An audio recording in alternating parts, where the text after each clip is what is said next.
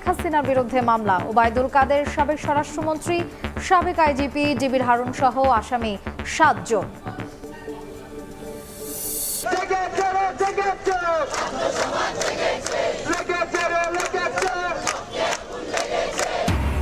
শেখ হাসিনার বিচার সহ 4 দাবিতে বৈষম্য বিরোধী ছাত্র আন্দোলনের বিক্ষোভ।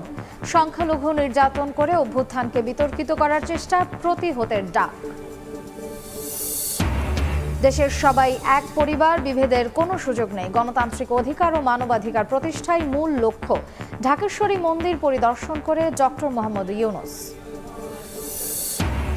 ঠাকুরগাঁওয়ে বিএনপির ঐক্য ও সম্প্রীতি সমাবেশ। নেতাকর্মীদের সংযত থাকার আহ্বান মির্জা ফখরুলের।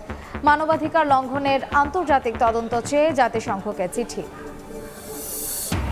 এবং ক্রীড়াঙ্গনে পাপন সালাউদ্দিন হটাও আন্দোলন আরও জোরালো। বিসিবি ও বাফুফের সভাপতির পদত্যাগ দাবি। বিক্ষোভ সামলাতে ক্রিকেট বোর্ডে সেনাবাহিনী।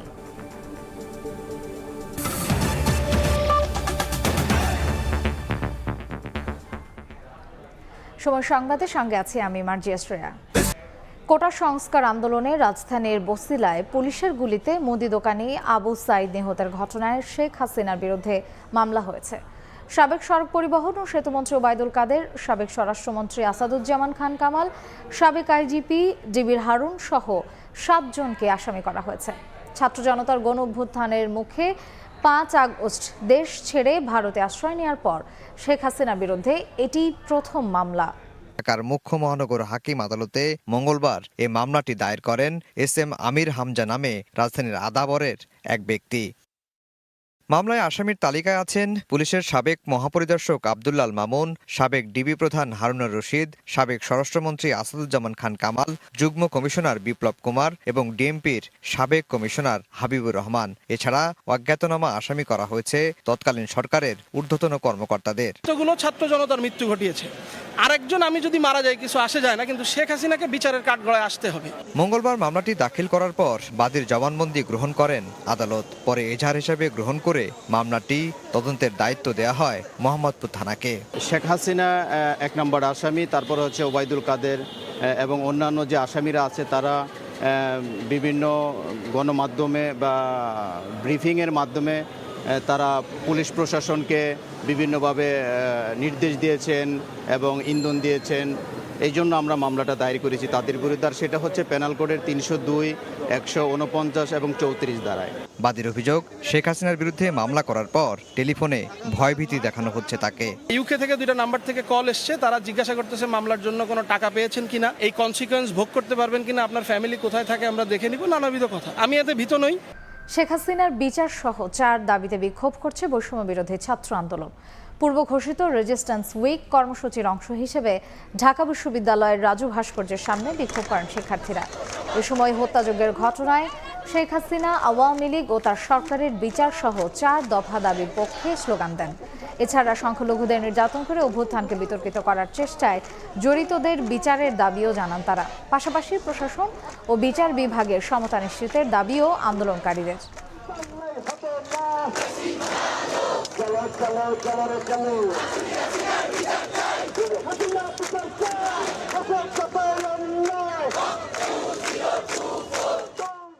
আমরা শুধুমাত্র আমাদের আন্দোলনকে কেন্দ্র করে আহত হওয়া এবং শহীদ হওয়া ভাই বোনদের তথ্য সংগ্রহ করছি। আপনারা তথ্যগুলো দিবেন যেন সারা দেশে সকল সেই ভাই বোনদের পাশে আমরা দাঁড়াতে পারি, আর্থিক সহযোগিতা করতে পারি, চিকিৎসা নিশ্চিত করতে পারি।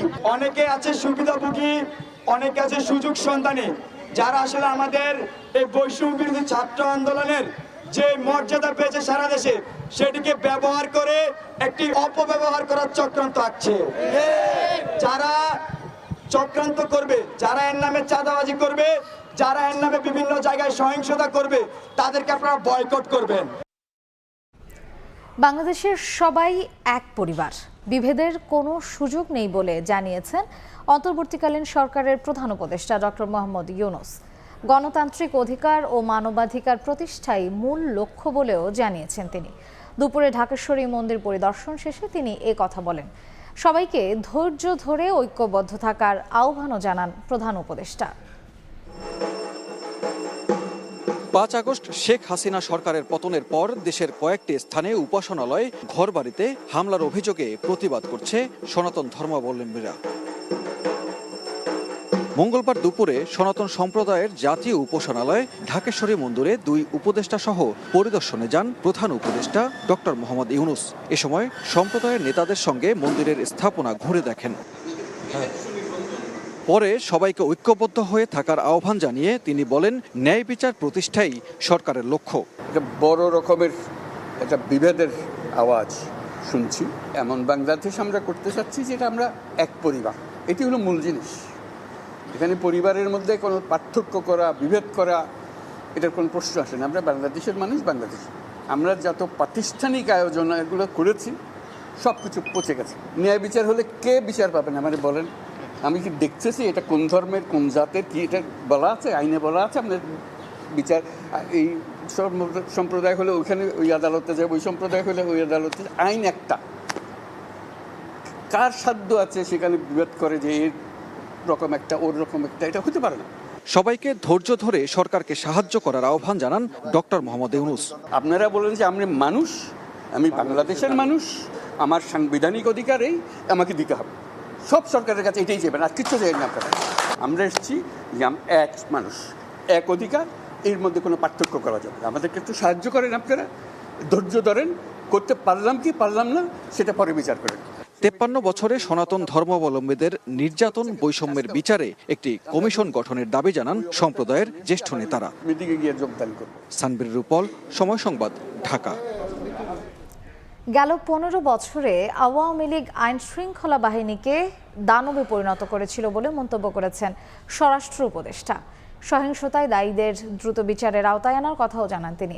হুঁশিয়ারি দিয়ে বলেন, সীমান্তে বিজিবি আর পিঠ দেখাবে না। সহিংসতায় আহতদের দেখতে বিজিবি হাসপাতাল পরিদর্শন শেষে আওয়ামী লীগ নিয়ে নিজের বক্তব্যের বিষয়ে দুঃখও প্রকাশ করেছেন এই উপদেষ্টা। 15 বছর এই ফোর্সগুলোকে দানব বানিয়েছে, যারা বানিয়েছে তাদের আমি পারি আর না পারি, I will take them to international court. Police খুবই অনুতপ্ত। ভবিষ্যতে পুলিশ যাতে মানবিক পুলিশ হিসাবে হয় তার জন্য একটা পুলিশ কমিশনের চিন্তাভাবনা আমরা করছি। ইনশাল্লাহ পুলিশ নিজেই বলছে যে আমরা পুলিশ কমিশনের আন্ডারে থাকতে চাই। আমরা সাম্প্রতিক সহিংসতায় আহতদের দেখতে মঙ্গলবার সকালে পিলখানা বিজিবি হাসপাতাল পরিদর্শন শেষে একথা বলেন স্বরাষ্ট্র উপদেষ্টা। এখন থেকে সীমান্তে বিজিবি আর পিঠ দেখাবে না বলেও হুঁশিয়ারি দেন তিনি। তারা কত লোক মেরেছে, প্রত্যেকটি ইনস্টিটিউশন ধ্বংস করেছে। বিজিবির মতো একটা ফোর্সকে পিঠ দেখাতে বলেছে, পিঠ দেখাবেন না, এনাফ ইজ এনাফ। বিশৃঙ্খলা না করে আওয়ামী লীগকে দল গোছানোর বিষয়ে নিজের মন্তব্যের বিষয়ে দুঃখ প্রকাশ করে তিনি বলেন, শিক্ষার্থীদের আন্দোলন কেউ ছিনিয়ে নিতে পারবে না। কালকে একটা ঘটনার প্রেক্ষিতে ওটা হইচই হচ্ছে, আমি সেজন্য দুঃখিত যদি আমি কেউ হার্ট করে থাকি। আমরা বের করার চেষ্টা করছি হুকুমের আসামে, লিস্ট আমাদের কাছে আছে, আপনারা 2-1 দিনের মধ্যে অ্যাকশন দেখবেন। এদিকে 15 আগস্ট যে কোনো সহিংসতা রুখে দিতে পুলিশের ব্যাপক উপস্থিতি থাকবে বলেও নিশ্চিত করেন স্বরাষ্ট্র উপদেষ্টা। আল আমিন তুষার, সময় সংবাদ, ঢাকা। সাবেক প্রধানমন্ত্রী শেখ হাসিনাকে উৎখাতে যুক্তরাষ্ট্রের কোনো ভূমিকা নেই। এ নিয়ে প্রকাশিত প্রতিবেদনের তথ্য ভিত্তিহীন বলে দাবি করেছে হোয়াইট হাউস। নিয়মিত ব্রিফিংয়ে মুখপাত্র কারিন জাম্পিয়ের বলেছেন, যুক্তরাষ্ট্র বিশ্বাস করে বাংলাদেশের জনগণই তাদের সরকারের ভাগ্য নির্ধারণ করবে। যুক্তরাষ্ট্র থেকে লস্কর আল মামুনের রিপোর্ট। রোববারের ইকোনমিক টাইমসে প্রকাশিত সাক্ষাৎকারটির তথ্য উল্লেখ করে এবার নিজেদের অবস্থান স্পষ্ট করল হোয়াইট হাউস। সোমবার এক ব্রিফিংয়ে কারিন জিন-পিয়ের বলেছেন, শেখ হাসিনাকে উৎখাতে যুক্তরাষ্ট্রের কোনো যোগসূত্রতা নেই। We have had no involvement at all. Any United States government was involved in these events is simply false. That is not true. This is a choice for and by the Bangladeshi people. We believe that the Bangladeshi people should determine the future of the Bangladeshi government, and that's where we stand. তীব্র ছাত্র আন্দোলনের মুখে গত 5 August রাষ্ট্রপতির কাছে পদত্যাগ করে দেশ ছাড়েন শেখ হাসিনা। বর্তমানে তিনি ভারতে অবস্থান করছেন। রয়টার্সের এক প্রতিবেদনে বলা হয়েছে, ইকোনমিক টাইমসকে দেয়া সাক্ষাৎকারে যুক্তরাষ্ট্রের ভূমিকার কারণ হিসেবে সেন্ট মার্টিন দ্বীপে নিয়ন্ত্রণ প্রতিষ্ঠার কথা উল্লেখ করেন শেখ হাসিনা। তবে সামাজিক যোগাযোগ মাধ্যম এক্স এ ছেলে সজীব ওয়াজেদ জয় দাবি করেন, ক্ষমতা ছাড়ার বিষয়ে তার মা কখনোই এ ধরনের বক্তব্য দেননি। লস্কর আল মামুন, সময় সংবাদ, যুক্তরাষ্ট্র। শপথ নিলেন অন্তর্বর্তীকালীন সরকারের আরেক উপদেষ্টা ফারুক ই আজম বীর প্রতীক।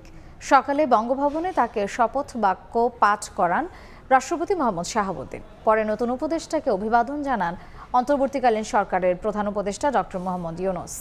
এদিকে সুপ্রিম কোর্টের আপিল বিভাগে সদ্য নিয়োগ পাওয়া 4 বিচারপতিকে শপথ পড়িয়েছেন প্রধান বিচারপতি সৈয়দ রিফাত আহমেদ।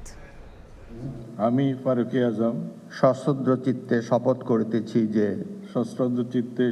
করিতেছি যে অন্তর্বর্তীকালীন সরকারের উপদেষ্টাদের শপথ নেয়ার ধারাবাহিকতায় মঙ্গলবার বঙ্গভবনের দরবার হলে ফারুক ই আজম বীর প্রতীক। অন্তর্বর্তী সরকারের উপদেষ্টা পদে ৭১-এর মুক্তিযুদ্ধে অপারেশন জ্যাকপটে অংশ নেয়া এই বীর যোদ্ধাকে অন্তর্বর্তীকালীন সরকারের উপদেষ্টা পদে শপথ বাক্য পাঠ করান রাষ্ট্রপতি মোহাম্মদ শাহাবুদ্দিন।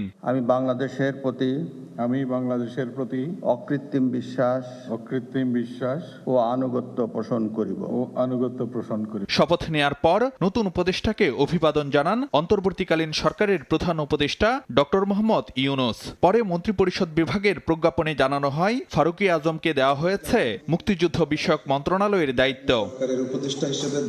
অন্য উপদেষ্টারা আগে শপথ নিলেও দেশের বাইরে থাকায় মঙ্গলবার শপথ নেন ফারুক ই আজম। এ নিয়ে শপথ নিলেন 17 সদস্যের অন্তর্বর্তীকালীন সরকারের সব উপদেষ্টাই। এদিকে শপথ নিয়েছেন সুপ্রিম কোর্টের আপিল বিভাগে সদ্য নিয়োগ পাওয়া 4 বিচারপতি। সকাল 11:15টায় সুপ্রিম কোর্টের জাজেস লাউঞ্জে তাঁদের শপথ বাক্য পাঠ করান প্রধান বিচারপতি সৈয়দ রিফাত আহমেদ।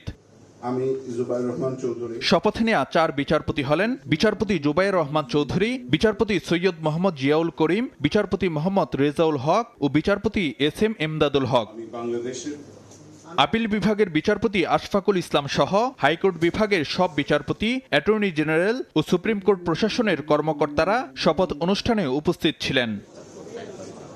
ফারুক ভিয়া রবিন, সময় সংবাদ, ঢাকা। সাবেক প্রধানমন্ত্রী শেখ হাসিনা ভারতে পালিয়ে নতুন করে চক্রান্ত শুরু করেছে বলে মন্তব্য করেছেন বিএনপির মহাসচিব মির্জা ফখরুল ইসলাম আলমগীর। ঠাকুরগাঁওয়ের গড়িয়া কলেজ মাঠে ঐক্য ও সম্প্রীতি সমাবেশে কথা বলেন তিনি। এ সময় মির্জা ফখরুল আরও বলেন, যখন আওয়ামী লীগ মানুষের সামনে দাঁড়াতে পারে না, তখনই সনাতন ধর্মাবলম্বীদের ঢাল হিসেবে ব্যবহার করেছে। এটা তাদের কৌশল ও অপচেষ্টা বলে অভিযোগ তার। দেশ ছেড়ে পালাতে হয়েছে, এখন গিয়ে আশ্রয় নিয়েছেন কোথায়? ভারতের দিল্লিতে। ওখান থেকে এখন শুরু করেছেন নতুন এক চক্রান্ত। যখন মানুষের সামনে দাঁড়াতে পারে না, এখন আমাদের হিন্দু ভাইদেরকে ঢাল হিসেবে আগে বাড়ায় দিতে চায়। এটাই হচ্ছে তাদের একটা কৌশল, খেলা, অপচেষ্টা। যখনই তারা হারতে থাকবে, যখনই আপনার জনগণ তাদের কাছে মুখ ঘুরে দিবে, নির্বাচনে হেরে যাবে, আন্দোলনে হেরে যাবে, তখন তারা বলবে যে হিন্দু ভাইদের উপর অত্যাচার হচ্ছে, নির্যাতন হচ্ছে। এই যে আমার মা বোনেরা এখানে আছেন, আমার দাদারা আছেন, কাকারা আছেন, তারা খুব ভালো করে জানেন যে এই বাংলাদেশে সহজে কখনোই আপনার রায়ট হয় না, কখনো হিন্দু মুসলমানের যুদ্ধ হয় না। এদিকে আওয়ামী লীগ সরকারের পৃষ্ঠপোষকতায় ছাত্র জনতার আন্দোলনে হত্যা ও মানবাধিকার লঙ্ঘন হয়েছে এমন অভিযোগ তুলে আন্তর্জাতিক তদন্ত করতে জাতিসংঘকে চিঠি দিয়েছে বিএনপি। এদিকে সাধারণ মানুষের চাওয়া অনুযায়ী অন্তর্বর্তীকালীন সরকার দায়িত্ব পালন করা উচিত বলে মন্তব্য করেছেন বিএনপির স্থায়ী কমিটির সদস্য আব্দুল মঈন খান। ছাত্র জনতার আন্দোলনে পুলিশ ও আওয়ামী লীগ সমর্থকদের গুলি ও হামলা চালানোর নির্দেশ দিয়ে গণহত্যা চালানোর অভিযোগে সাবেক প্রধানমন্ত্রীর বিচারের দাবি জানান বিএনপি সহ ছাত্র জনতা। এরই ধারাবাহিকতায় আওয়ামী লীগ সরকারের পৃষ্ঠপোষকতায় ছাত্র ও জনতার আন্দোলনে হত্যা ও মানবাধিকার লঙ্ঘন হয়েছে এমন অভিযোগ তুলে আন্তর্জাতিক তদন্ত করতে জাতিসংঘকে চিঠি দিয়েছে বিএনপি। মঙ্গলবার দুপুরে বিএনপির স্থায়ী কমিটির সদস্য আমির খসরু মাহমুদ চৌধুরী ও সাংগঠনিক সম্পাদক শামা ওবায়েদ রাজধানীর গুলশানে জাতিসংঘের আবাসিক সমন্বয়কারী গোয়েন লুইসের কাছে চিঠিটি পৌঁছে দেন।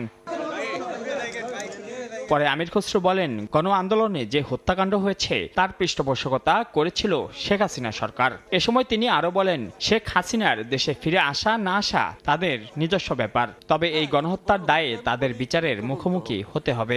এই যে গণহত্যা হয়েছে একটি সরকারের পৃষ্ঠপোষকতায়, সরাসরি পৃষ্ঠপোষকতায়, এই জন্য এটা তদন্ত আন্তর্জাতিক মানের নিরপেক্ষ স্বচ্ছ একটি তদন্তের প্রয়োজন আছে। আমরা জাতিকে কলঙ্কমুক্ত করার জন্য একটি নিরপেক্ষ গ্রহণযোগ্য একটা তদন্তের কথা বলে। অন্তর্বর্তীকালীন সরকার গঠিত হয়েছে, তাদেরকে দায়িত্ব দিয়েছে ছাত্র জনতা। আমরা আশা করি তারা তাদের দায়িত্ব সঠিকভাবে পালন করবে। জনগণের যে মৌলিক অধিকার, ভোটের অধিকার, মানুষের কথা বলার অধিকার, অন্তর্বর্তীকালীন সরকার আছেন তারা সেটা উপলব্ধি করেন এবং তারা সেভাবেই কাজ করছে। এদিকে শেখ হাসিনার বিচারের দাবিতে ঢাকা মহানগর উত্তর বিএনপির সদস্য সচিব আমিনুল হকের নেতৃত্বে মিরপুরে বিক্ষোভ মিছিল অনুষ্ঠিত হয়েছে। মাইনুল হাসান, সময় সংবাদ, ঢাকা। প্রধান উপদেষ্টার আশ্বাসে 8 দফা দাবিতে সংখ্যালঘু অধিকার আন্দোলনের চলমান কর্মসূচি 3 দিনের জন্য স্থগিত করা হয়েছে। বিকেলে রাষ্ট্রীয় অতিথি ভবন যমুনায় অন্তর্বর্তী সরকারের প্রধান উপদেষ্টা ডক্টর ইউনূসের সঙ্গে বৈঠক করেন সংগঠনের সমন্বয়ক ও নেতারা। পরে বের হয়ে তারা জানান, প্রধান উপদেষ্টার কাছে তাদের 8 দফা দাবি এবং সম্প্রতি ঘটে যাওয়া নাশকতার ঘটনাগুলোও তুলে ধরা হয়েছে।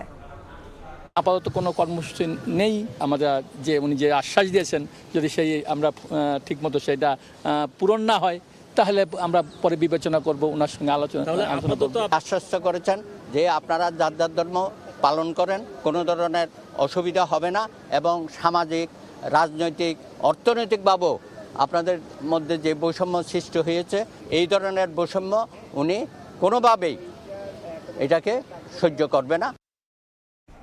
সময় সংবাদে আরও থাকছে। অর্থনীতি কিছুটা থমকে গেলেও ধ্বংস হয়নি বললেন অর্থ উপদেষ্টা। মূল্যস্ফীতি নিয়ন্ত্রণে দেওয়া হবে সর্বোচ্চ গুরুত্ব, চ্যালেঞ্জ থাকলেও প্রকাশ করা হবে সঠিক তথ্য।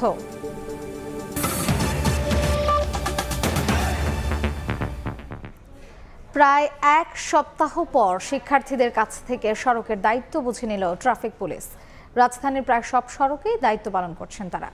ট্রাফিক পুলিশের সহযোগিতায় কাজ করছেন শিক্ষার্থী ও স্বেচ্ছাসেবীরা। সপ্তাহখানেক পর চিরচেনা রূপে ফিরল রাজধানীর সড়ক। যানজট নিয়ন্ত্রণের দায়িত্বে ট্রাফিক পুলিশ। গত সপ্তাহের সোমবার থেকে হামলার ভয়ে সড়কে ছিলেন না ট্রাফিক পুলিশ সদস্যরা। বেশ কিছু দাবিতে অনেকে দেন কর্মবিরতির ঘোষণাও। এই সময়ে দায়িত্ব সামলেছে শিক্ষার্থী এবং বিভিন্ন স্বেচ্ছাসেবী সংগঠন। স্বরাষ্ট্র উপদেষ্টার আশ্বাস আর পরিস্থিতি কিছুটা স্বাভাবিক হওয়ায় আবারও রাজপথে ট্রাফিক পুলিশ। দুঃসময় কাটিয়ে সবার সহযোগিতায় শীঘ্রই আবারও পূর্ণরূপে ফিরবে এমনটাই প্রত্যাশা তাদের। এই দায়িত্বটা মূলত পুলিশেরই, তারা ছিল না বিধায় আমরা এতদিন দায়িত্বটা পালন করছি। আজ থেকে তারা আসছে, তারাও খুশি, কর্মক্ষেত্রে ফিরতে পেরে আমরাও খুশি। এখন আমরা যেটা হয়ে গেছে সেটা নিয়ে আমরা এখন কথাটা না বলে একসাথে আমরা সবাই মিলে কাজ করব এবং সামনে কিভাবে এগিয়ে যাওয়া যায় সেটা আমরা ফলো করব। সড়কে পুলিশ ফিরলেও এখনো মাঠে আছে শিক্ষার্থী ও স্বেচ্ছাসেবী সংগঠন। তাদের প্রত্যাশা নতুন রূপে ফিরবে আইন শৃঙ্খলা বাহিনী। স্বাভাবিক হয়ে গেছে মোটামুটি, আমরা কাজে আসছি, সবাই আমাদেরকে সহযোগিতা করছে এবং এই যে এত কিছু ঝামেলার পরও আমরা আসছি, আমরা কাজ ভালোভাবে করতেছি, কাজও সুন্দর হচ্ছে। আমরা আশা করি এখন তারাও চেষ্টা করবে, কারণ নতুনভাবে সবকিছু সবাইকে বোঝানো হবে বা সব পুলিশকে করা হবে যে অন্যায় দুর্নীতি আর থাকতেছে না। এদিকে পরিস্থিতি স্বাভাবিক হলেও ট্রাফিক পুলিশ বক্সগুলো অকেজো থাকায় কিছুটা ভোগান্তি বেড়েছে। শিগগিরই সেগুলো মেরামতের দাবি পুলিশের। পুলিশ বক্স ছিল সবগুলো ড্যামেজ হয়ে গেছে, ভিতরে যা ছিল লুটপাট করছে এবং যা ছিল একেবারে ভস্মীভূত করে ফেলছে। তো আমাদের ঊর্ধ্বতন কর্তৃপক্ষ অলরেডি এ ব্যাপারে পদক্ষেপ গ্রহণ করেছে। অন্যান্য দিনের তুলনায় সবার প্রচেষ্টায় আজ রাজধানীতে যানজট কিছুটা কমেছে। মেহেদী হাসান, সময় সংবাদ, ঢাকা।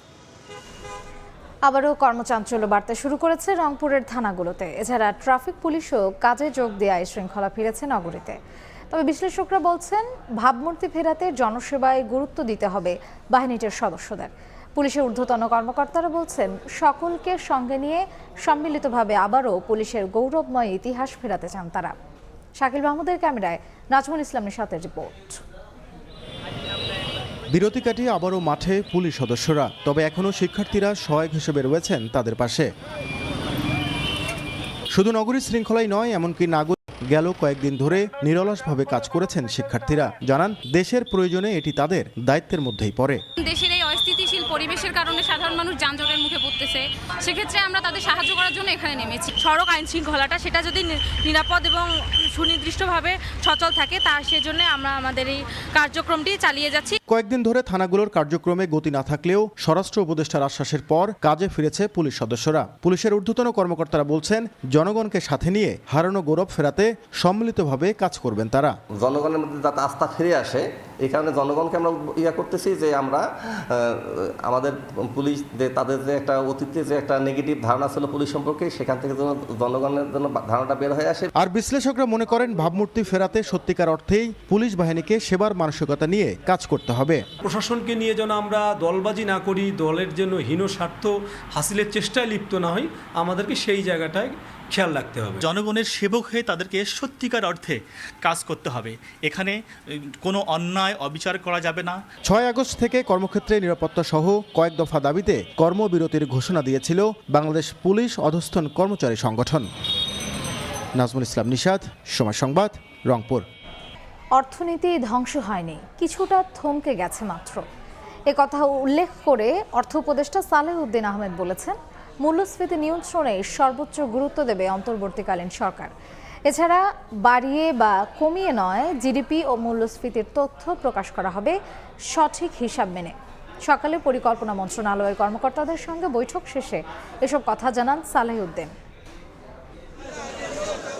গত মাসের শুরু থেকে চলা বৈষম্য বিরোধী আন্দোলনের কবলে পড়ে বিঘ্ন ঘটে পণ্য পরিবহনে। এ কারণেই জুলাই মাসে সাধারণ মূল্যস্ফীতি 11.66 আর খাদ্য মূল্যস্ফীতি ছুঁয়ে ফেলে 14.10%। মঙ্গলবার সকালে পরিকল্পনা মন্ত্রণালয়ের কর্মকর্তাদের সঙ্গে বৈঠক শেষে অর্থ উপদেষ্টা আশ্বস্ত করেন সরবরাহ স্বাভাবিক হলেই আবার কমবে পণ্যমূল্য। হিসাব নিয়ে দীর্ঘদিন ধরে প্রশ্ন ওঠায় এবার উপদেষ্টা জানালেন মূল্যস্ফীতি আর জিডিপির আকার প্রকাশে কোনো কারচুপি করা হবে না। ডেটাটা লোকজন জানুক, স্বচ্ছভাবে হবে, এটার কারণ এটার ইমপ্লিকেশন হলো পলিসি কী হবে, প্রোগ্রাম কী হবে। এ সময় এক প্রশ্নের জবাবে তিনি জানান বাংলাদেশের অর্থনীতি ধ্বংস হয়ে যায়নি, শিগগিরই আবার সব স্বাভাবিক হয়ে আসবে। Firstly, economy is not bad at all. Activities have been slowed down a little bit. And that can be slowed down for in any country for natural disaster, for something. So we face some extraordinary situations. It's slow, but it has picked up already. জরুরি বিবেচনায় প্রকল্পের অর্থায়ন করা হবে এমন পরিকল্পনা তুলে ধরে অর্থের অপচয় রোধে গুরুত্ব দেওয়ার কথা জানান অন্তর্বর্তী সরকারের অর্থ ও পরিকল্পনা উপদেষ্টা। বাংলাদেশের এখন আমাদের অর্থের অপচয় বন্ধ করতেই হবে যে কোনো। কামরুল হাসান সবুজ, সময় সংবাদ, ঢাকা। কমার পর আবার বেড়েছে বেশ কয়েকটি সবজির দাম। 20 টাকা বেড়েছে কাঁচা মরিচের দর। কয়েকদিন আগে কিছুটা কমলেও কেজিতে 100 টাকা বেড়েছে ইলিশের দাম। এদিকে আজও শিক্ষার্থীদের সঙ্গে নিয়ে বাজার তদারকি করেছে ভোক্তা অধিকার সংরক্ষণ অধিদপ্তর।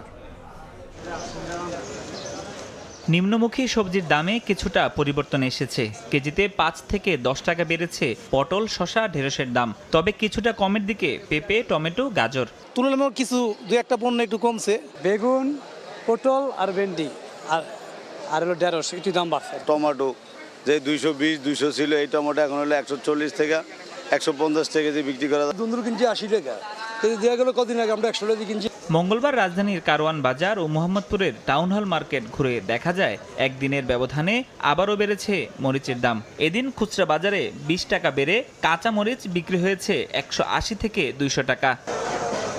মাছের সরবরাহ ঠিক থাকলেও বাজারে ক্রেতা কম, দাবি বিক্রেতাদের। এদিকে কমতির দিকে নামা ইলিশের দাম বেড়েছে কেজিতে 100 টাকা। এই সাইজ 1500 টাকা বিক্রি করছে গত সপ্তাহে, আজকে 1600 টাকা। সাপ্লাই এমনি অনেক বাড়তি, অন্য মাছ বাইলে মাছ 1000-1200। পুরো বাজার ফাঁকা দেন না, সকাল থেকে বসে রয়েছে, এখনো বিসমিল্লাহ করি নাই। বাজারে ব্রয়লার মুরগি বিক্রি হচ্ছে কেজি প্রতি 155 থেকে 160 টাকায়, সোনালী মুরগি বিক্রি হচ্ছে 260 ও প্রতি কেজি দেশি মুরগির দাম 500 থেকে 520 টাকা। এদিন মোহাম্মদপুর টাউন হল মার্কেটে শিক্ষার্থীদের সঙ্গে নিয়ে বাজার মনিটরিং করে ভোক্তা অধিকার। এ সময় মূল্য তালিকা না থাকা ও ওজনে কম দেয়ায় কয়েকটি দোকানিকে জরিমানা করা হয়। সবজি বিক্রেতা হোক, মাংস বিক্রেতা হোক, মাছ বিক্রেতা হোক, আমরা আলাপ করেছি, আমরা বাজারের অবস্থা জানার চেষ্টা করেছি। বাজার নিয়ে আমরা ভীষণভাবে আশাবাদী, কারণ আমাদের মূল্য কমছে। তারা নিজেরাই মনিটরিং কার্যক্রম পরিচালনা করছে এবং আমাদেরকে অবহিত করছে যে কোথাও কোনো অনিয়ম পেলে সেটি অবহিত করছে। শিক্ষার্থীদের সহযোগিতায় জোর মনিটরিং এর ফলে বাজারে নিত্যপণ্যের দাম অনেকটাই কমে এসেছে বলে জানান সংশ্লিষ্টরা। ফরহাদুর রহমান, সময় সংবাদ, ঢাকা। দেশের সব প্রাথমিক বিদ্যালয়ে ক্লাস শুরু হচ্ছে কাল। মঙ্গলবার পুরোদমে শ্রেণী কার্যক্রম চালু নির্দেশনার প্রজ্ঞাপন জারি করেছে প্রাথমিক ও গণশিক্ষা মন্ত্রণালয়। সিনিয়র সহকারী সচিব সত্যজিৎ রায় দাস স্বাক্ষরিত চিঠিতে সব সরকারি প্রাথমিক বিদ্যালয়, শিশু কল্যাণ ট্রাস্ট পরিচালিত শিশু কল্যাণ প্রাথমিক বিদ্যালয় এবং উপ আনুষ্ঠানিক শিক্ষা ব্যুরোর লার্নিং সেন্টারগুলোতেও শ্রেণী কার্যক্রম চালুর ব্যবস্থা নিতে বলা হয়েছে।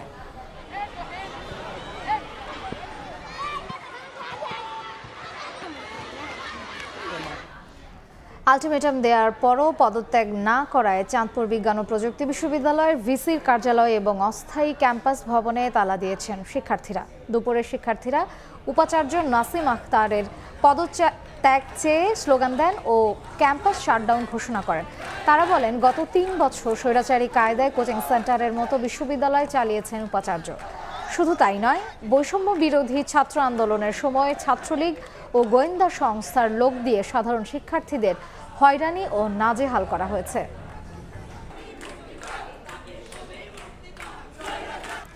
দীর্ঘদিন বন্ধ থাকার পর শুরু হয়েছে মেইল, লোকাল ও কমিউটার ট্রেন চলাচল।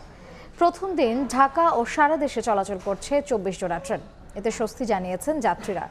এদিকে 15 আগস্ট থেকে আন্তনগর ট্রেন চলবে বলে জানিয়েছে রেলওয়ে।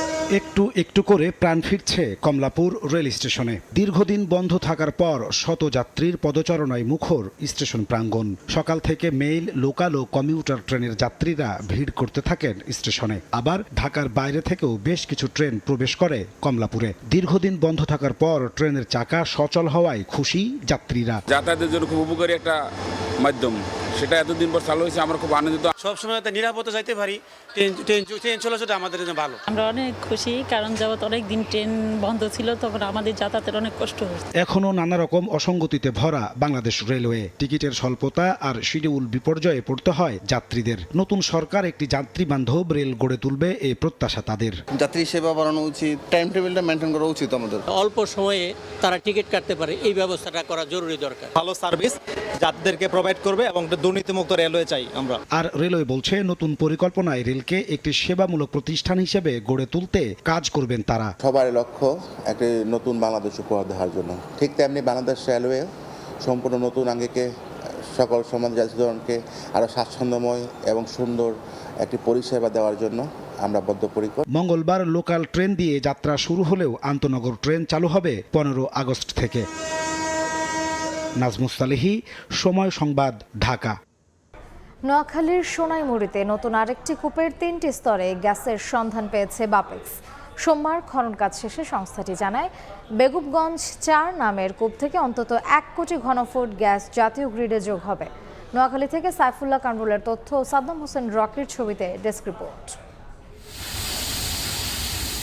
নোয়াখালীর সোনাইমুড়ির অম্বরনগর ইউনিয়নের গ্যাসের সন্ধানে খনন শুরু হয় গত 29 এপ্রিল। সোমবার বেগমগঞ্জ 4 নামে ওই কূপের খনন কাজ শেষে বাপেক্স জানালো, গ্যাস মিলেছে 3 স্তরে। বাপেক্সের আশা, কূপটি থেকে পাওয়া যাবে প্রায় 1 কোটি ঘনফুট গ্যাস, যা যুক্ত হবে জাতীয় গ্রিডে। খনন শুরুর পর থেকে এ পর্যন্ত কূপের গভীরতা পৌঁছেছে 3113 মিটার।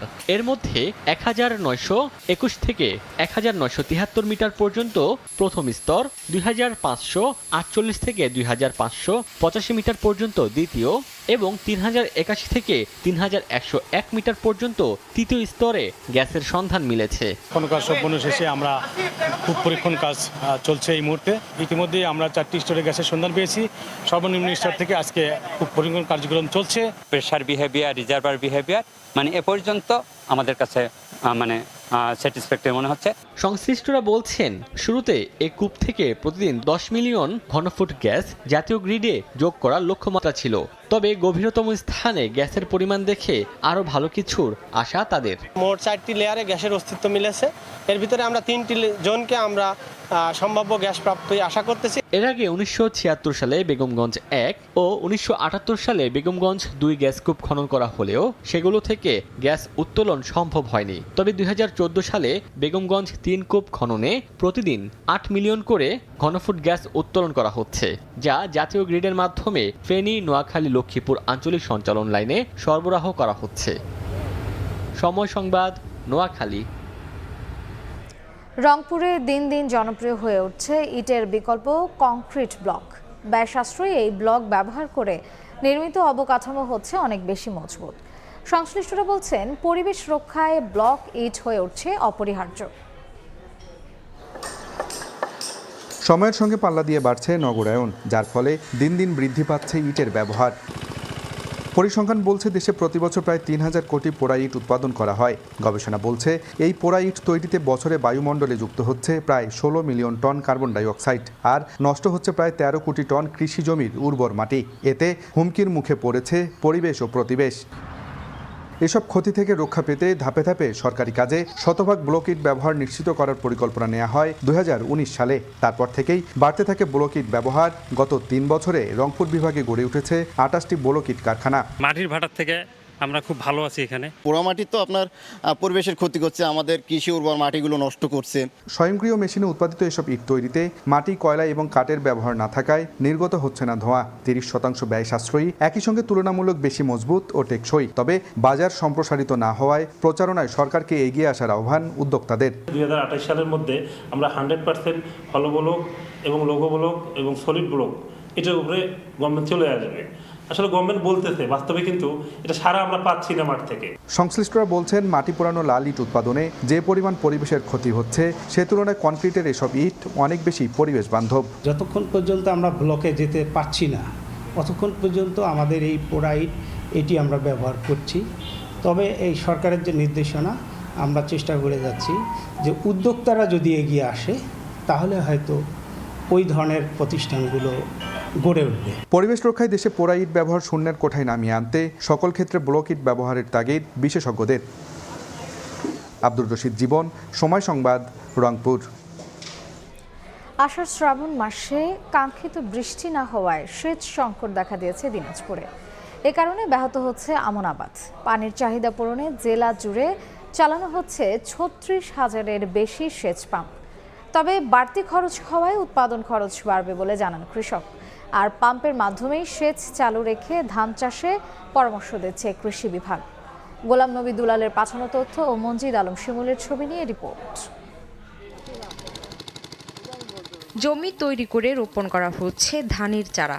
তবে রোপণ করা ক্ষেতে পানির অভাবে মাটি ফেটে চৌচির। বর্ষা মৌসুমে পর্যাপ্ত বৃষ্টি হয়নি দিনাজপুরে। এ কারণে পাম্পের মাধ্যমে সেচ দেওয়া হচ্ছে ধান খেতে। স্বাভাবিক সময়ে আষাঢ় মাসে 500 মিলিলিটার বৃষ্টিপাত হলেও চলতি বছর 350 মিলিলিটার বৃষ্টিপাত হয়েছে। জুলাই মাসে 328 মিলিলিটার ও আগস্ট মাসের প্রথম 12 দিনে 143 মিলিলিটার বৃষ্টিপাতের রেকর্ড করা হয়। বর্তমানে জেলা জুড়ে চালানো হচ্ছে 36,000-এর বেশি সেচ পাম্প। তবে বাড়তি খরচ হওয়ায় উৎপাদন খরচ বাড়বে বলে জানান কৃষক। খুব রোদ, খুব তাপ, জমি শুকাই ফাটে গেছে। সেচ দিয়ে ধান লাগাচ্ছি, লাগানোর খরচা বেশি হয়ে যাচ্ছে। এভাবে আমাদের আবাদ করিয়া পোষায়, তেলের যে দাম, আমনে যেন কৃষকরা ন্যায্য মূল্য পায় সেটা সরকারকে নিশ্চিত করতে হবে, যাতে কৃষকরা যেন ক্ষতির মধ্যে না পড়ে। তবে কৃষি বিভাগ বলছে বৃষ্টি না হলে আমন উৎপাদনে পাম্পের মাধ্যমে সেচ দেওয়ার বিকল্প নেই। বৃষ্টিপাত যদি কম হয় বা একেবারেই না হয় বা হতে দেরি হয় তাহলে আমাদের আবাদটা ক্ষতিগ্রস্ত করা ঠিক হবে না। আমরা আমাদের সেচ যন্ত্রগুলি যেভাবে বড় ফসলটা আবাদ করলাম, আমরা সেচ যন্ত্রগুলি চালু করে সেভাবে যদি সেচ দিতে পারি তাহলে ফসলটা আমার স্বাভাবিক থাকবে, ভালো হবে। কৃষি বিভাগের তথ্য মতে দিনাজপুরে আমন আবাদের লক্ষ্যমাত্রা নির্ধারণ করা হয়েছে 2,60,850 হেক্টর জমি। সময় সংবাদ, দিনাজপুর। ডক্টর মোহাম্মদ ইউনূসের নেতৃত্বে অন্তর্বর্তীকালীন সরকারকে স্বাগত জানিয়েছেন মালদ্বীপে বসবাসরত প্রবাসী বাংলাদেশিরা।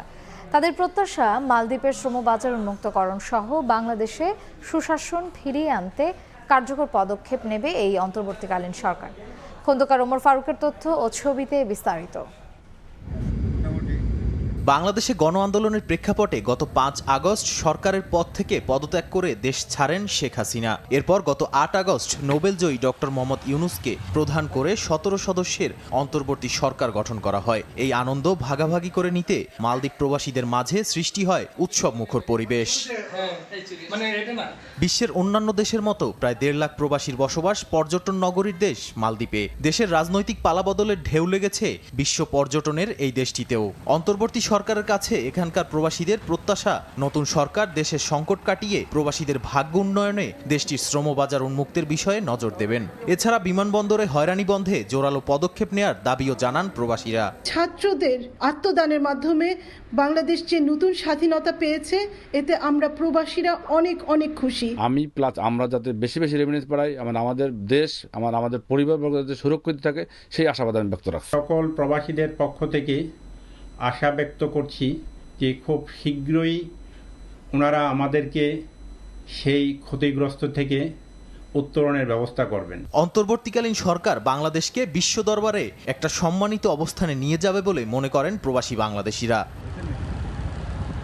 সময় সংবাদ, মালদ্বীপ। সংযুক্ত আরব আমিরাতের সঙ্গে বাণিজ্যিক সম্পর্ক বাড়ানো ও প্রবাসীদের নানা সমস্যা নিরসনে বাংলাদেশের অন্তর্বর্তী সরকারের প্রতি আহ্বান জানিয়েছেন প্রবাসীরা। এক্ষেত্রে আন্তর্জাতিক অঙ্গনে ডক্টর ইউনূসের ব্যক্তি ইমেজকে কাজে লাগানোর আহ্বান তাদের। শিবলি আল সাদিকের রিপোর্ট।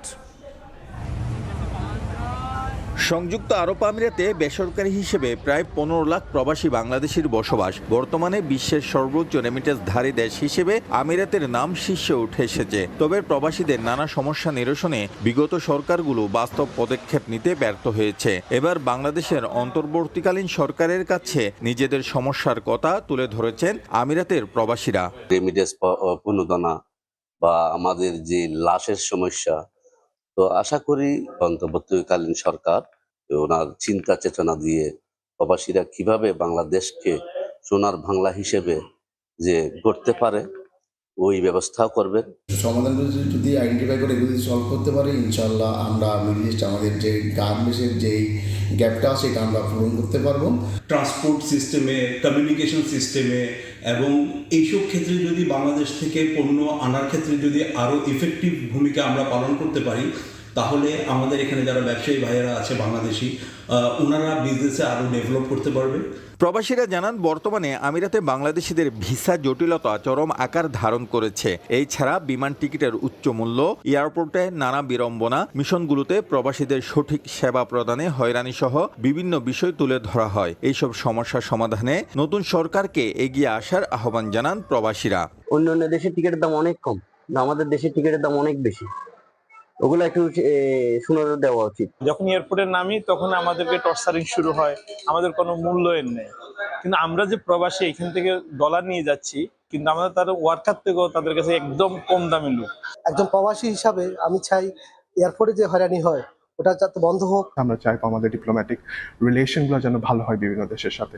মধ্যপ্রাচ্যে তৈরি পোশাক, কাঁচা শাকসবজি, ফলমূল, মাছ, মাংস, মশলা ও পাট জাতীয় পণ্যসহ বাংলাদেশি বিভিন্ন পণ্যের ব্যাপক চাহিদা বেড়েছে। সংযুক্ত আরব আমিরাতের সঙ্গে বাণিজ্য প্রসারে প্রতিবন্ধকতা প্রসঙ্গেও নতুন সরকারের দৃষ্টি আকর্ষণ করেছেন প্রবাসী বাংলাদেশিরা। এর পাশাপাশি রেমিটেন্স প্রবাহ বৃদ্ধির লক্ষ্যে বাংলাদেশের অন্তর্বর্তী সরকারকে বিশেষ পদক্ষেপ নেয়ার আহ্বান তাদের। শিবলি আল সাদিক, সময় সংবাদ, সংযুক্ত আরব আমিরাত। সাবেক মার্কিন প্রেসিডেন্ট ডোনাল্ড ট্রাম্পের সাক্ষাৎকার নিলেন মার্কিন ধনকুবের ইলন মাস্ক। 2 ঘন্টা ধরে চলা সাক্ষাৎকারে প্রতিদ্বন্দ্বী ডেমোক্র্যাট প্রার্থী কামালা হ্যারিস, তার running mate Tim Walz, Capitol হিলে হামলা, ট্রাম্পের ওপর হামলা নিয়ে বিশদ আলোচনা হয়। এ সময় কামালার হাতে ক্ষমতা গেলে দেশের সর্বনাশ হয়ে যাবে বলে মন্তব্য করেন ট্রাম্প। বিশ্বের শীর্ষ ধনী ইলন মাস্ককে সোমবার সাক্ষাৎকার দেবেন রিপাবলিকান প্রার্থী ডোনাল্ড ট্রাম্প। এমন ঘোষণা আগেই দেওয়া ছিল। ইলন মাস্কের মালিকানাধীন সামাজিক মাধ্যম এক্সে সেটা সরাসরি সম্প্রচারের সময়ও জানানো হয়েছিল, কিন্তু নির্ধারিত সময়ের আধা ঘন্টা পরে দেখা যায় তাদের সাক্ষাৎকারটি, যদি অনেক মানুষ তাদের কথা সরাসরি শুনতে পারেননি। ইলন মাস্ক এক্স পোস্টে জানান, এক্স প্ল্যাটফর্মে বড় ধরনের সাইবার হামলা হয়েছে, ঠিক করার চেষ্টা করা হচ্ছে বলেও জানান তিনি। সাক্ষাৎকার নিয়ে মানুষের মধ্যে আগ্রহ ছিল বলেও জানান মাস্ক। গোলযোগ ঠিক করার পরেই তা সব শ্রোতার কাছে পৌঁছায়। এক্স কর্তৃপক্ষ জানায়, সাক্ষাৎকার শুরুর নির্ধারিত সময়ে 8,87,000 ব্যবহারকারী সংযুক্ত হয়েছিলেন। ডোনাল্ড ট্রাম্প এই সাক্ষাৎকারে প্রেসিডেন্ট বাইডেনকে তীব্র আক্রমণ করেন। এছাড়া অভিবাসন নীতি, নতুন ক্ষেপণাস্ত্র প্রতিরক্ষা ব্যবস্থা তৈরির কথাও বলেন। তবে তিনি জলবায়ু পরিবর্তনের শঙ্কা উড়িয়ে দিয়ে বলেন, এতে রিয়েল এস্টেটের সুযোগ বাড়বে। এ সময় ট্রাম্প বলেন, বাইডেনকে তিনি বিতর্কে চাপে ফেলেছেন বলেই প্রার্থিতা প্রত্যাহার করেছেন। এমনকি নিজের উপর হামলা নিয়ে ট্রাম্প বলেন, তিনি বিশ্বাস করতে পারছিলেন না তার উপর এত বড় হামলা হয়েছে। কামালা হ্যারিসকে নিয়ে ট্রাম্প বলেন, তার হাতে ক্ষমতা গেলে দেশের সর্বনাশ হয়ে যাবে। আসন্ন প্রেসিডেন্ট নির্বাচনের প্রচারণায় ট্রাম্প গুলিতে আহত হওয়ার পর থেকে তাকে সমর্থনের কথা জানান ইলন মাস্ক, যদিও এর আগে ট্রাম্পের বিরোধিতা করেছিলেন তিনি। নাদিম মারজান, সময় সংবাদ। অস্থিরতা কমছেই না বাংলাদেশ ক্রিকেট বোর্ডে। সভাপতি নাজমুল হাসান পাপন সহ বর্তমান পরিচালকদের পদত্যাগের দাবিতে বিক্ষোভ হয়েছে হোম আপ ক্রিকেটে। পরিস্থিতি সামাল দিতে মিরপুর স্টেডিয়ামে অবস্থান নেয় সেনাবাহিনী। আন্দোলনকারীদের দাবি, বছরের পর বছর ক্ষমতার অপব্যবহার করে দেশের ক্রিকেটকে পিছিয়ে দিয়েছেন বর্তমান পরিচালকরা। হোম অফ ক্রিকেটে ভিন্ন আবহ, হই হুল্লোড়, শোরগোল, স্লোগান মিছিল, সেনা সদস্যদের কঠোর অবস্থান। এমন দৃশ্য কে দেখেছে কবে? যদিও সরকার পতনের পর থেকে সে উত্তাপের আঁচ লেগেছে ক্রিকেট বোর্ডেও। এতদিন দফায় দফায় হয়েছে মিছিল, বোর্ডকে দেয়া হয়েছে আলটিমেটাম, তবে এদিন ছাড়িয়ে গেছে সবকিছুই। শেরেবাংলা স্টেডিয়ামের 2 নম্বর গেটের সামনে অবস্থান নেন তারা। ছিলেন জাতীয় ফুটবল দলের সাবেক অধিনায়ক, বিএনপির ক্রীড়া বিষয়ক সম্পাদক আমিনুল হক, ক্রীড়া সংগঠক রফিকুল ইসলাম বাবু, তরিকুল ইসলাম টিটুরাও ছিলেন এদিন। নাজমুল হাসান পাপন সহ বর্তমান পরিচালকদের পদত্যাগের জোর দাবি জানান তারা। আমরা চাই তাদের চিহ্নিত করে দ্রুত তাদের ক্রিকেট বোর্ড থেকে সরানো হোক, ক্রিকেট বোর্ডটাকে সুন্দর করে গুছিয়ে আবার সুন্দর একটা খেলার পরিবেশ তৈরি হোক। স্বেচ্ছায় আপনারা চলে যেতে পারেন, আপনাদেরকে কেউ বাধা দিবে না, কেউ জোর করবে না, তবে আপনাদের লজ্জা থাকা উচিত। আপনারা যেভাবে বিশ্বের মানচিত্রে আমাদেরকে উঁচু করে ধরার কথা, সেখানে হচ্ছে যে আপনারা আমাদেরকে ডুবাই ফেলছেন। তবে এই মুহূর্তে জোর করে বোর্ড ভেঙে দিলে নেমে আসতে পারে আইসিসির নিষেধাজ্ঞার খড়গ। বাংলাদেশ হারাতে পারে নারী বিশ্বকাপের স্বাগতিক হওয়ার সত্ত্ব। তাই তো নিয়ম মেনে সব করতে চান আন্দোলনকারীরা, সঙ্গে ভবিষ্যতে খেলাধুলায় আর দেখতে চান না রাজনীতি। আমরা চাই নারী এবং পুরুষ ক্রিকেটের মধ্যে যে বৈষম্যটা আছে, এই বৈষম্যটা অনতিবিলম্বে দূর করা হোক। বাংলাদেশে ভবিষ্যতে কোনো ক্রিকেট বোর্ড বলেন, কোনো ফেডারেশন বলেন, কোথাও কোনো রাজনৈতিকরণ, দলীয়করণ করা হবে না। রাজনৈতিকরণ মুক্ত যদি আমরা করতে পারি, দলীয়করণ মুক্ত করতে পারলেই বাংলাদেশের যারা অরিজিনাল মাঠের যারা ক্রীড়া সংগঠক, তাদেরকে নিয়ে আমরা প্রত্যেকটি ক্রীড়া ফেডারেশন, আমাদের ক্রিকেট বোর্ড আমরা সাজাতে চাই। তবে দিন বিসিবিতে উপস্থিত ছিলেন না প্রধান নির্বাহী সহ কোনো কর্মকর্তা। দ্রুততম সময়ের মধ্যে বোর্ড ভেঙে না দিলে আরও কঠোর আন্দোলনের হুঁশিয়ারি আন্দোলনকারীদের। মাহবুব রিমন, সময় সংবাদ, ঢাকা। বছরের পর বছর চেয়ার আঁকড়ে ধরে দেশের ফুটবলকে ডুবিয়েছেন কাজী সালাউদ্দিন। বাফুফের সভাপতিকে ধুয়ে দিয়েছেন সাবেক অধিনায়ক আমিনুল হক। অনিয়ম, অসঙ্গতির কারণে ফিফার নিষেধাজ্ঞার আশঙ্কাও করছেন তিনি। ফুটবলের স্বার্থে শিগগিরই সালাউদ্দিনকে পদত্যাগের আহ্বান জানিয়েছেন দেশের ইতিহাসের অন্যতম সেরা গোলরক্ষক। তিনি আরও বলেন, ক্রীড়া উপদেষ্টার সঙ্গে আলোচনা করে সংস্কার করতে হবে কাউন্সিলর বাছাইয়ের প্রক্রিয়া। প্রকৃত সংগঠকদের জায়গা দিতে হবে ফেডারেশনে।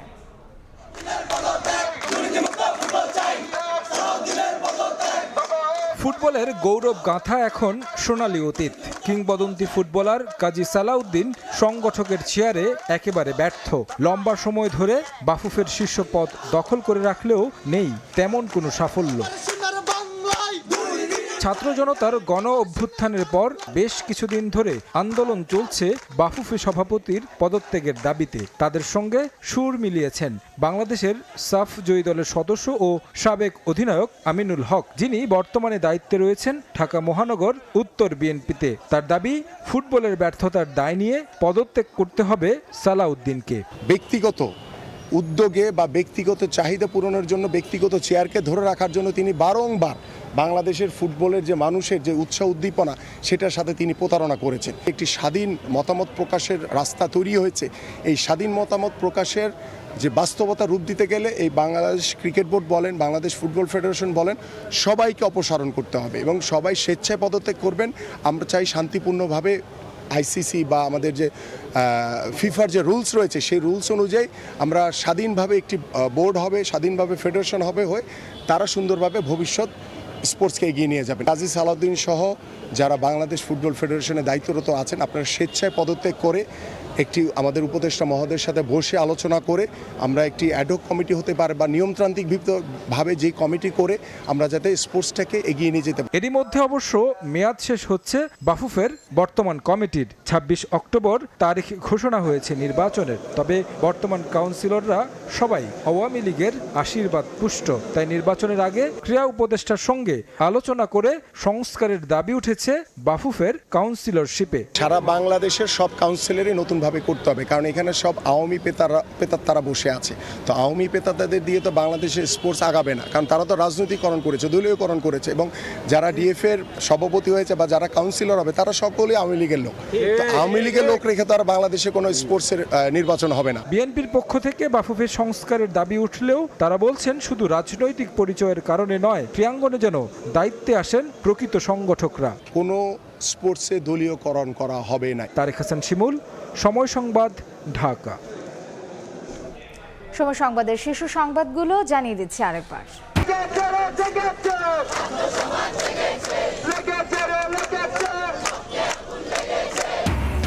শেখ হাসিনার বিচার সহ 4 দাবিতে বৈষম্য বিরোধী ছাত্র আন্দোলনের বিক্ষোভ।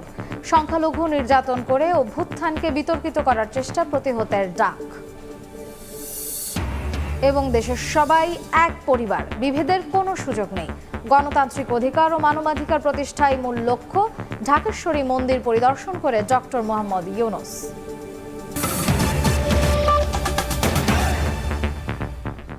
এই ছিল সময় সংবাদের আয়োজন। এরপর দেখবেন বাংলার সময়। সঙ্গেই থাকুন সময়ের।